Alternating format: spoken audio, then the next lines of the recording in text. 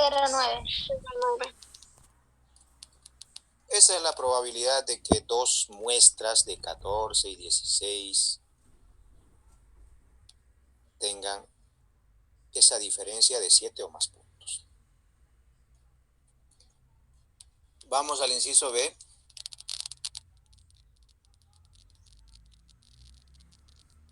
Entre 2 y 4 puntos. Igual dibujamos nuestra curva de distribución.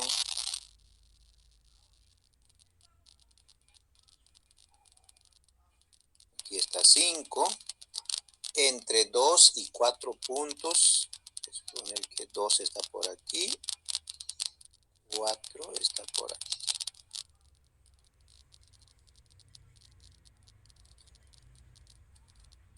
Entonces ya sé, por ejemplo, yo tengo que saber que estos valores de z me tienen que salir negativos. Pues, si me salen positivos es que he hecho algo mal, ¿no? Porque están en el lado izquierdo. Z1 será 2 menos 5. Ahora aquí ustedes tienen la posibilidad, aquí hemos puesto 10 al cuadrado. Podían poner, si ustedes quieren, ponen directamente 100 para ahorrarse trabajo de su calculadora. Y 8 al cuadrado sería 64 sobre 14. O sea, ya si eso lo podemos resolver mentalmente, tenemos que evitarnos el trámite, ¿no? Pero al final ya cada uno depende, lo mira cómo lo hace.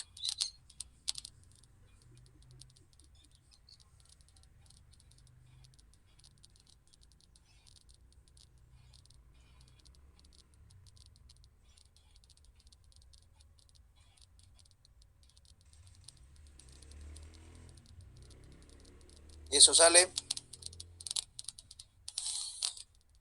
En el primero me salió menos 0,91. 0.91. ¿Ya? Y en el segundo. Menos 0,30. 0,30 y... ¿Cuánto? 30. 0,30. Entonces vamos a buscar esos valores en el lado negativo de la tabla, 0,91 y 0,30. Lado negativo está más arriba. Aquí estamos. 0,91. 0,99. Aquí están en el lado negativo, están al revés. Este de aquí. 0,91. 0,1814. Y 0,30 sería este de aquí. 0,3821. Vamos a ver si está en la columna de 1 y 30. Ve, ahí está la columna de 1 y la columna de 0. Entonces son esos los valores que estamos buscando. 0,8114, 0,3821. Anoto en la tablita 0,1814 es este lado de aquí. Y este lado de acá es 0,3821.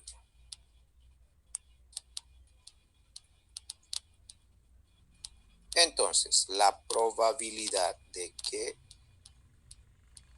las diferencias entre los promedios de las muestras esté entre 2 y 4 puntos será, aquí lo que hacemos es restar. ¿Ven? Y eso sale 0,2007. 20 07. 07. Esa sería la respuesta. Entonces, cuando tenemos dos muestras que estamos comparando y queremos saber su probabilidad, cambiamos un poco la fórmula, pero el razonamiento general más o menos sigue siendo el mismo. Ahora, lo que tenemos que acordarnos siempre es que por ejemplo, esta probabilidad es con una muestra de 14, dice, y una muestra de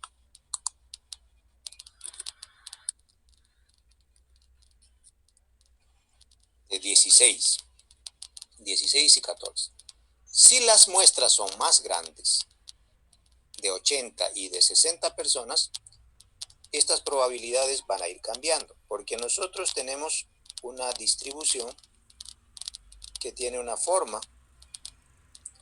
Por ejemplo, tiene esta forma con N16 y N14. Pero si voy aumentando el tamaño de muestra, ¿cómo se va poniendo la curva de distribución? Cada vez más levantado y con las colas más comprimidas. Esto vamos a suponer es con N50 y N150, N240. Si yo aumento a 100, 200 la muestra cada vez es más comprimida. ¿Eso qué nos está diciendo? Que cuanto mayor sea el tamaño de la muestra, la probabilidad de que se aleje ese promedio de este valor que era 5, por ejemplo, aquí está 5, suponemos, sigue siendo 5, aquí sigue siendo 5 el promedio, cada vez es menor. O sea, con 100 individuos no me pueden dar un promedio que sea de 2, por ejemplo. Tal vez la posibilidad es muy, muy baja porque ya 2 quedaría afuera. Pero con 16 y 14 sí tiene un valor significativo. Entonces, cuanto más alta sea la muestra, la posibilidad de que mi promedio sea igual que el promedio de la población siempre va a ir aumentando. Eso lo hemos dicho varias veces y es lo que tenemos que tener presente cuando hacemos un trabajo. O sea, cuanto mi muestra con la que he trabajado sea más grande, más confiabilidad, más probabilidad de que yo coincida ese promedio de la muestra con el promedio de la población. Bueno, eso sería sobre distribuciones muestrales. Quizás es un poco raro este capítulo porque hacemos un poco de teoría también, que es importante recordar que nuestras muestras no siempre van a coincidir con los valores de la población, pero las probabilidades de que lo hagan son muy grandes. Y cuanto más grande sea la muestra, mayor es la probabilidad de que nuestra muestra nos dé un promedio que coincida con el promedio de toda la población. Por eso cuando uno sale a hacer un trabajo, por ejemplo, quiero ver el peso promedio de los niños de 5 años del plan 3000. Entonces, si hago una muestra de 10 niños solamente, mis probabilidades de que el promedio que yo he sacado sea igual al de toda la población puede ser muy baja. En cambio, si he tomado 150 niños en esa muestra, la probabilidad es muy grande. La seguridad, la confianza de que ese promedio que he obtenido vale para todo el plan 3000 o para todos los niños de 5 años del plan 3000 va a ser mayor entonces con muestras más grandes. Bueno, yo quería entrar y dedicarle un poquito más de tiempo a este capítulo, que es el último capítulo de la materia, pero que de alguna manera vendría a ser el capítulo en el que nosotros empezamos a aplicar y darle un sentido práctico a todo lo que hemos aprendido sobre probabilidades.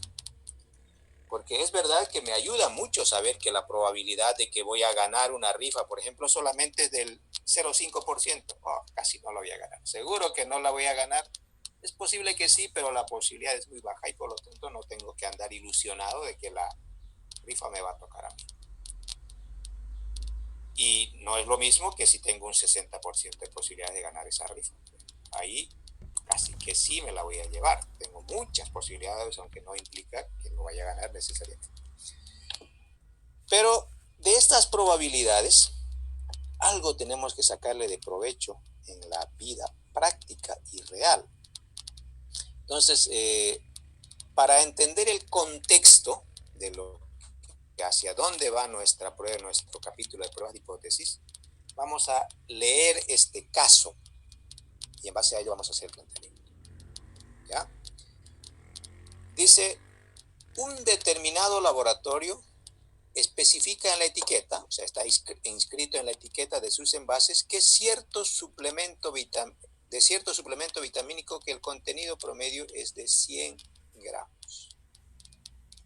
sea, la etiqueta dice, usted se compra un frasquito, dice, en ese frasquito hay 100 gramos. ¿Qué se supone? Eso corresponde al promedio. También indica que la desviación estándar respectiva es de 16 gramos. Es una variación bastante grande, por si acaso, ¿no? El departamento de control correspondiente dice, para verificar si el contenido es correcto, si es que no nos están engañando, dice, toma al azar una muestra de 64 envases. Y encuentra, o sea, mide lo que hay en cada, pesa lo que hay en cada envase, un contenido promedio de 96 gramos. 4 gramos menos en promedio de lo que nos están diciendo. Ahora, aquí viene un hecho significativo. Dice, ¿debería la autoridad correspondiente, con un 95% de confianza, sancionar, póngale una multa al laboratorio, por vender menos suplemento de lo que dice que nos está vendiendo? O sea, podemos pensar en sancionar, clausurar, poner una multa económica, etcétera.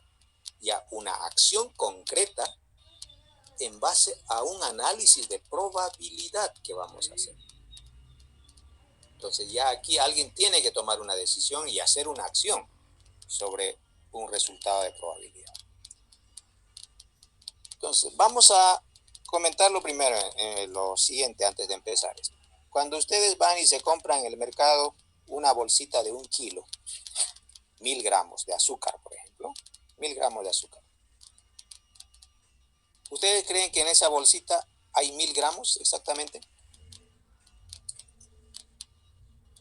No, a veces puede ser más y a veces menos. Ajá. Se supone que esa bolsita no ha habido una persona que los esté pesando, poniéndole, quitándole, aumentándole un poquito si falta, quitándole si sobra, para poner 1000 gramos y lo va a sellar. Es una máquina, ¿no? Una máquina que va pasando rápido, supuestamente pesa 1000 gramos por un sistema automático, lo sella y pasa al otro, porque debe envasar muchas bolsitas por día. Pero como cualquier sistema, esa máquina tiene fallas. O sea, no va a poner, por muy máquina que sea, en cada bolsita exactamente 1000 gramos. Les aseguro que no. Pero si está programado para poner 1000 gramos, entonces en alguna bolsita pondrá 1000, en otra pondrá 999, pondrá 998, pero se supone también, si no nos están engañando, de que en otras bolsitas habrá 1001 gramos, habrá 1002 gramos, o sea, en algunos le va a faltar un poquito, en otros le va a sobrar. Se supone que la variación con la que funciona la máquina es una información técnica que debe ser de conocimiento de las autoridades, de la alcaldía, de alguien que es el que le da el permiso para hacer la comercialización. No lo sabemos nosotros, a nosotros nos dicen contenido neto 1000 gramos, pero en alguna parte debe estar especificado con qué variación se está manejando ese envasamiento. Pasa lo mismo cuando ustedes compran una tableta de paracetamol de 500 miligramos. Las tabletas lo forman unas máquinas que se llaman máquinas tableteadoras, que tienen un envase para eso, ahí se pone la pasta, que es la tableta, y se comprime. Pero también se supone que cada tabletita va a ser una un poquito más grande que la otra, y así a la inversa. Entonces, cada tabletita puede ser que yo una tabletita que compre tenga 490 miligramos, pero también puedo encontrarme con otra tableta que tenga 510 miligramos, por ejemplo. Lo importante es que el promedio, y con una variación controlada, se mantenga en 500 miligramos. Entonces, eso ocurre en la vida real. Cuando ustedes van y se compran una bolsa de leche que dice 946 ml, dice, ¿no? La bolsa de la leche Pico. No significa que si ustedes lo miden y solamente les dan 946 ml menos, van a ir corriendo a quejarse a la alcaldía, miren, me están engañando. Ni le van a hacer caso. Porque se supone que algunas unidades tendrán más, otros tendrán menos. Eso es parte de un proceso de variación normal. Pero la cuestión cambia si yo peso 64 envases, no estoy hablando de uno solito. Uno solito puede variar mucho, pero promedio de 64 envases me dio 96. 4 gramos menos. Pero estoy hablando de un promedio, no de una bolsita, no de un envase. Entonces ya uno aquí puede empezar a cuestionarse, ¿no será que están engañándonos? Si la han programado la máquina para que en vez de poner 100 gramos, me ponga 95 gramos, por ejemplo. O sea, deliberadamente están haciendo mal el proceso, porque así al hacer muchos envases, ellos van a ir ganando, van a sacar más envases de lo que dicen, con una misma cantidad. Entonces, aquí viene la cuestión. O sea, yo no puedo hacer ningún cuestionamiento cuando veo una unidad. Si usted tiene una tableta de paracetamol y por algún método mide su contenido y dice que esa tableta solamente tiene 480 miligramos y no 500, no puede hacer absolutamente nada. No se puede quejar. Pero si mide el contenido de 30 tabletas y el promedio le da 480, estoy casi seguro que puede ir a quejarse y puede conseguir que se ponga una multa a la empresa si es que hay el mecanismo que está produciendo, porque sí o sí le están engañando. O nos están engañando. Eso es lo que queremos decidir en una prueba de hipótesis estadística. Vamos a hacer un poco alargado este proceso para ir explicando lo que tiene que hacer. Después vamos a hacer un resumen de qué cosa tenemos que anotar ahí. Vamos a ir explicando. El primer ejercicio seguramente les va a parecer largo. En principio, nosotros tenemos los siguientes datos. Nos han dicho que el promedio es igual a 100 gramos, supuestamente. Hay una desviación estándar de 16 gramos. Hay una muestra de 64 envases, los cuales, este es el promedio de la muestra, nos han dado un promedio de 96 gramos. Además, sabemos y nos dice el enunciado, con un 95% de confianza. Vamos a ver qué significa eso. Yo debo tomar una decisión. ¿Le voy a poner multa al laboratorio o no? Entonces, para poder responder esta cuestión de que si debemos multar o no al laboratorio, primero, lo que deberíamos empezar siempre haciendo, aunque no siempre va a ir en ese orden, es plantear un juego de hipótesis. ¿Qué plantea el juego de hipótesis? En la estadística hay dos hipótesis, hay dos tipos de hipótesis que se manejan. Hay lo que se conoce como una hipótesis nula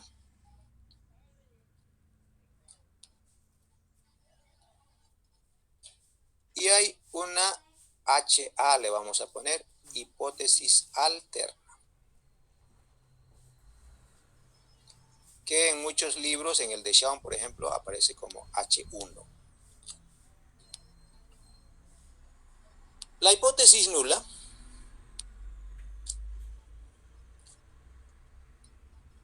parte del supuesto universal de que nadie es culpable mientras no demuestre lo contrario.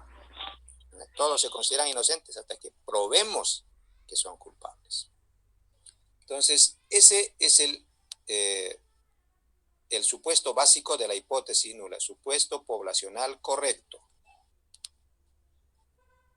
O sea que en este caso implicaría que ellos no nos están engañando, a no ser que demostremos que están poniendo menos. Y la hipótesis alterna, vamos a notar lo que se quiere probar.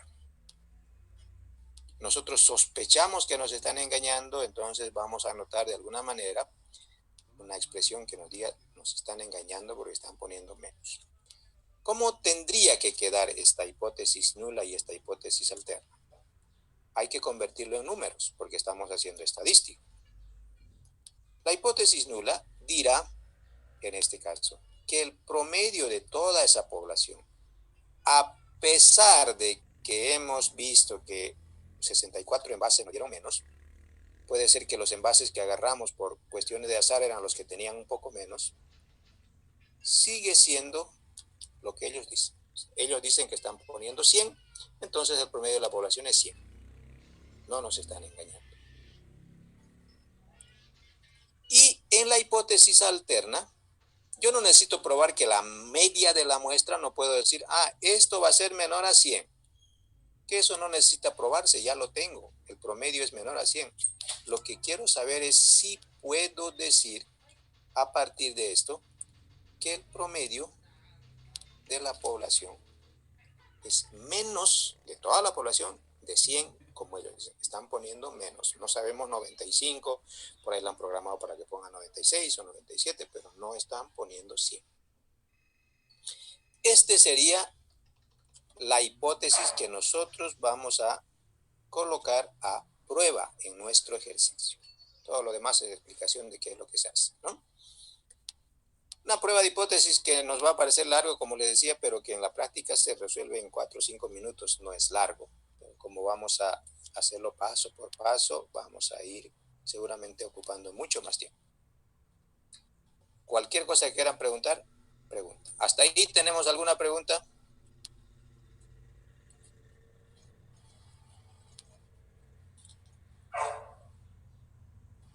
¿Alguien? ¿Nada? No, doctor. Bueno, una vez que hemos planteado nuestra hipótesis, la hipótesis nula y la hipótesis alterna, vamos a definir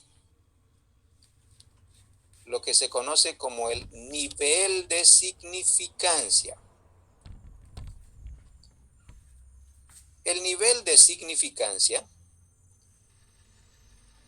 que lo vamos a representar o se representa por alfa en las pruebas de hipótesis, representa de alguna manera la probabilidad de cometer error. Cuando yo diga multe a esa empresa, si esa es mi decisión, tengo una probabilidad de error. Porque la única manera que yo pueda comprobar con 100% de seguridad si ellos están poniendo menos de 100, por ejemplo, sería recoger todos los envases que han producido de todas las farmacias, de los centros donde se vende y pesar cada uno de ellos para ver si tiene o no tiene 100, cosa que va a ser imposible.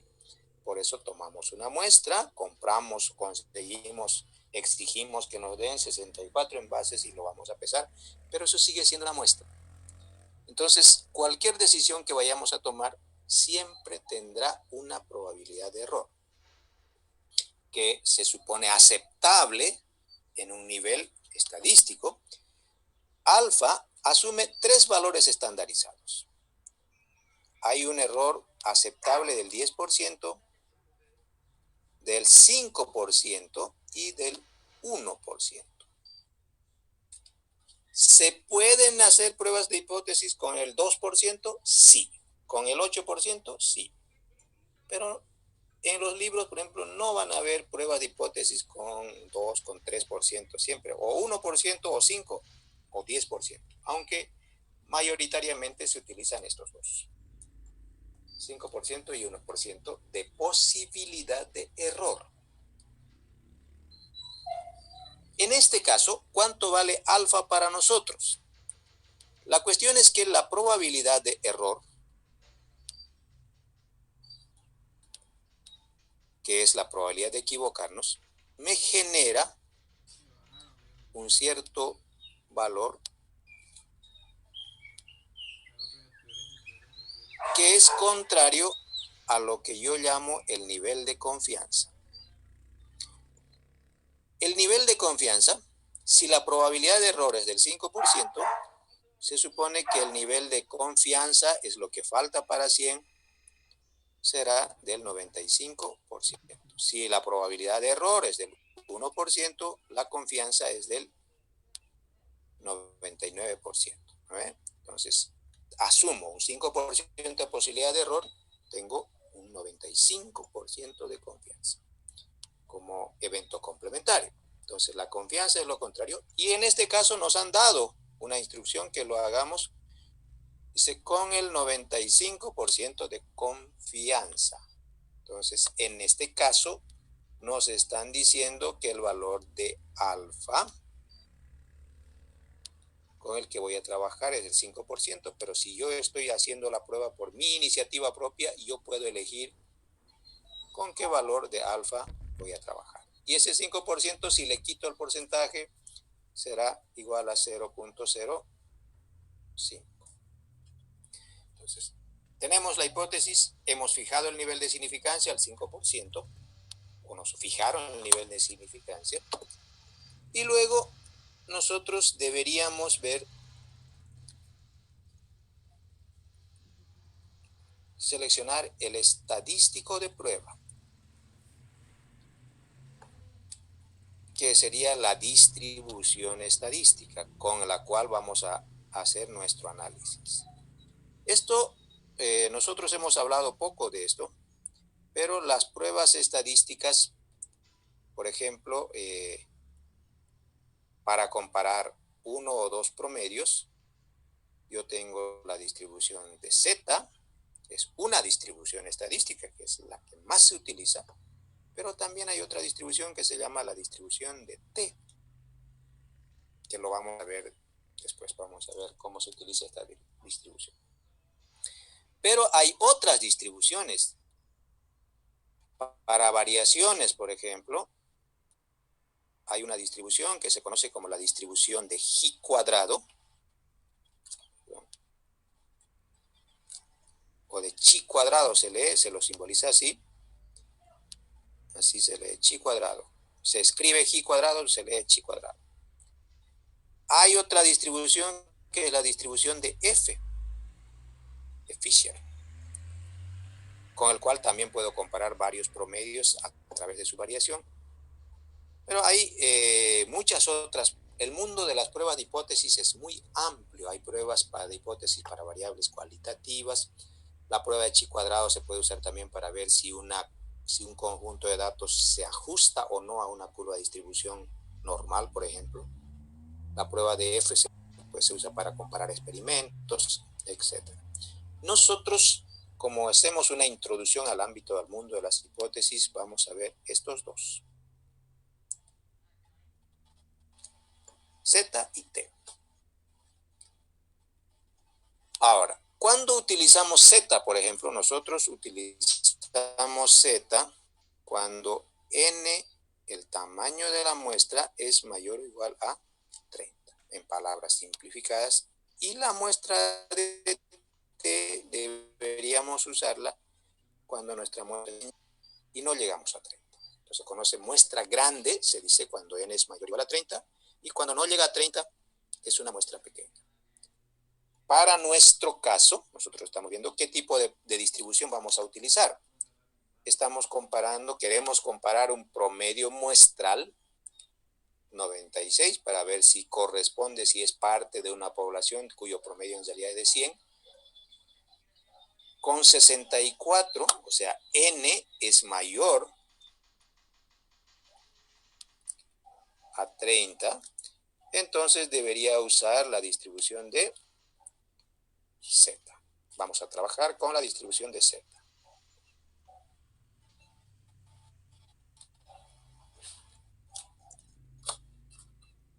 Bueno, entonces vamos a continuar. Les había dicho que esto vamos a hacerlo larguito porque vamos explicando. Una vez que he decidido que voy a trabajar con Z, porque estoy comparando un promedio, voy a definir lo que se conocen como las zonas críticas. Esto va en función de la distribución que voy a utilizar. Como estoy trabajando con Z, ya conocemos esta distribución. Se supone que la distribución de Z es una curva simétrica cuyo promedio es 0. Esta es la curva de Z. Ahora bien, si el promedio es 0, esto equivale, yo tenía una población con un promedio de 100, quiero ver si están poniendo menos, porque me salió 96. Entonces, eso implica que yo voy a fijar en el lado izquierdo un área donde voy a poder decir, si cae en este lugar, entonces sí me están engañando. Esta área, en este caso, equivale al valor de alfa, que es 5%. Si le quito el porcentaje, habíamos dicho es 0.05. Como la tablita que yo utiliza 4 decimales, para no confundirme, le pondré 2 ceros más. O sea, el área que está marcadito en este caso, valdría 0.0500. O sea, vale 5%. Por lo tanto, en este caso, tengo que hacer la actividad al revés. Tengo que preguntarme, ¿y cuánto debería ser el valor de Z para que el área marcada sea igual al 5%? Porque lo que hemos venido haciendo hasta ahora ha sido, sacábamos el valor de Z y después buscamos el valor de área en la tabla. Ahora tengo el valor de área y quiero buscar Z. Entonces, para buscar en la tablita, se supone yo tengo que buscar ese valor aquí, adentro. Y de ahí ver en qué fila está y en qué columna está para ver qué valor de Z le corresponde. Voy a la tabla, voy a buscar 0.0500. Se supone que todos tienen un 0 por delante. Está en el lado izquierdo, entonces tiene que estar en el lado negativo. A ver, vamos a ver aquí. Tengo 0.04, 0418, 0516. Estoy buscando 0500, 0505. Casi cerca. Ups, en el otro ya se pasó. Aquí tengo dos valores. Si no hay el valor que estoy buscando exactamente, simplemente se toma el que está más cerca. No hay mucha variación estadística. Doctor, no se ve la tabla. ¿No se ve la tabla? No, no se ve. Ah, bueno. Ya, he debido compartir mal, entonces vamos a dejar de compartir. Ahora voy a compartir de nuevo. Ya. Imagino que ahora sí pueden ver la tabla. Sí, ahora sí se ve. Bueno, entonces hemos buscado aquí adentro. Fíjense, no estamos buscando ese 0,5 aquí en los encabezados, sino aquí adentro en la tabla, acá. Por acá estamos moviéndonos. Entonces, y hemos visto que 0,500, que era lo que buscamos, no hay. Hay un 0,505. Se pasó con 5 milésimas. Y el otro que estaba próximo, 0,4995. 0,495. Le faltaron 5 milésimas. Entonces, lo que veo es que esos valores están donde dice 1,60. ¿Y en qué columna estarán? Vamos a ver. En el 4. En el 4 o en el 5. Los dos están a la misma distancia. Si este 0,49 fuera un 8, o sea, 0.0498, tomaríamos directamente ese 98 que estaría más cerca. Pero en este caso los dos están a la misma distancia. Entonces, legalmente, nosotros podríamos decir, Z va a ser igual a menos, porque estamos en el lado negativo, 1.64 o 1.65. Ambos valores vendrían a ser correctos, ¿no? Esto en la tabla. 1.64, estaría correcto, o 1.65, porque los dos están a la misma distancia. Este conflicto solamente lo tendríamos cuando los dos están a la misma distancia. Si hay un valor que está más cerca, tomamos el que está más cerca. Ahora, no podemos pensar en interpolar ni sacar un valor intermedio porque esta es una curva, no es una línea recta, ¿no? Entonces, ahora, por prelación, si ustedes recuerdan en estadística, siempre se prefiere que el número termine en un numerito par. Y aquí tengo un 4 y en el otro tengo un 5. Entonces, en los libros, por ejemplo, siempre van a encontrar que el valor de Z es 1.64. Y no van a encontrar ni uno que les diga Z es 1.65. pero legalmente sí es válido y sería correcto también poner 1,65. ¿Ya? Entonces, nosotros decimos nuestro área de 0.5 está en la fila de 1,60 negativo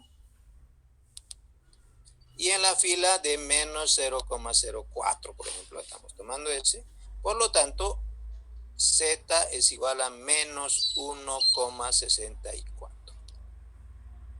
Aquí vamos a borrar esto y voy a poner el punto crítico es menos 1,64. Ese es mi punto crítico. ¿Por qué es mi punto crítico? Porque a partir de 1,64, todo lo que esté en el lado izquierdo, todo esto, todos los valores de Z que pudieran haber, están en lo que se conoce como zona de rechazo de la hipótesis nula. Y todo el lado en blanco, de 1,64 negativo hacia la derecha, es zona de no rechazo de la hipótesis nula. Por eso hablamos de zona crítica. El punto crítico para nosotros es 1,64. Ese es el punto crítico. ¿Ven? Ahora, ¿por qué hemos calculado este valor? Esto se conoce también con el nombre de Z de tablas, porque hemos buscado ese valor en la tabla. Y lo vamos a comparar con un valor que se llama Z calculado. Vamos a calcular el estadístico. Hemos dicho que vamos a trabajar con la tabla de Z, por eso estamos calculando ese área con la tabla de Z. Vamos a sacar el valor de Z calculado.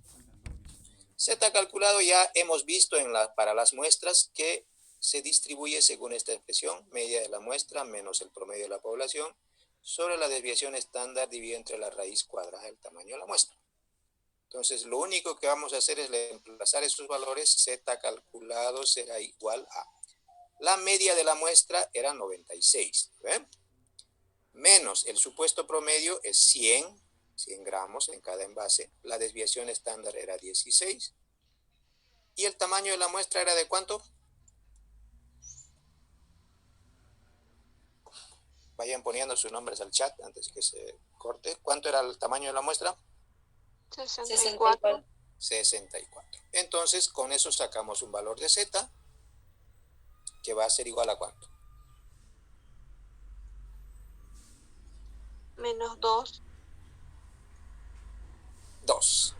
Como la tabla tiene 2 decimales, le voy a poner 2.00. 2.00 es lo que me da Z. En base a esto, yo debo tomar una decisión. Ahora debo tomar una decisión. La regla es bastante simple. Si Z calculado cae en zona de rechazo, se va a cortar, volvemos unos minutitos para terminar, por ejemplo, por favor. En zona de rechazo, donde está marcado, entonces voy a rechazar hipótesis nula.